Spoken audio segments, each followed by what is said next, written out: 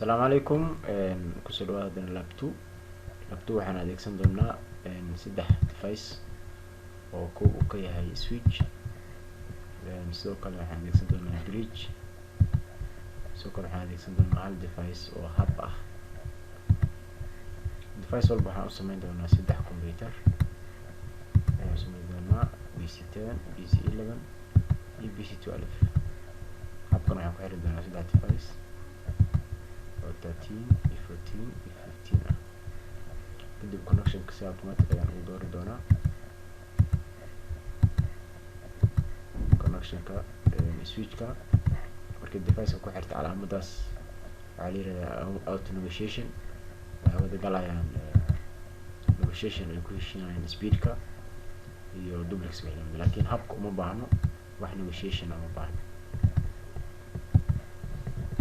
sidoo kale waxaan isku xirayaa switchka iyo bridgeka, sidoo kale waxaan isku xirayaa bridgeka iyo hubka. waxaan ka dhigayaa, waxaan siinayaa marka hal network oo guud oo waxaan u qaybin doonaa 192 oo 68.1.0 control C de. waxaan imaan doonaa device ugu horeeya kan ah.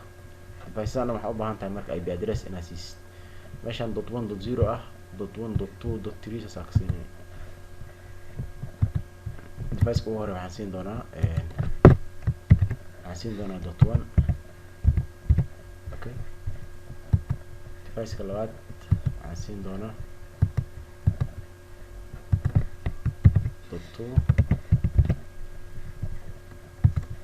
device-ka saddexaad waxaan siin doonaa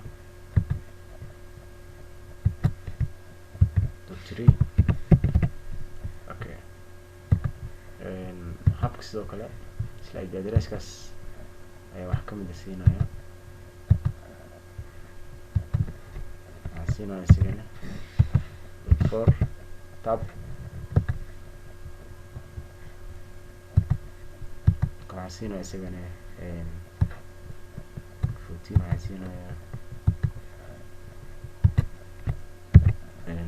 .5. kan waxaan siinayaa copy ayuu yahay, control V ayaan leeyahay. laba computer waxay leeyihiin IP address, mid walba IP address ay leeyahay. fariinta tijaabi kan ka dir 10, waxaa dirta 12 successful. waxaa ka dirta 10, waxaa dirta 13 successful. sidoo kale kan ka dir, waxaa dirta kan successful. intaas ku shaqeeya. haddii aad fiiriso simulationka, kanaan ka dirayaa, waxaan dirayaa kan simulationka fiirino.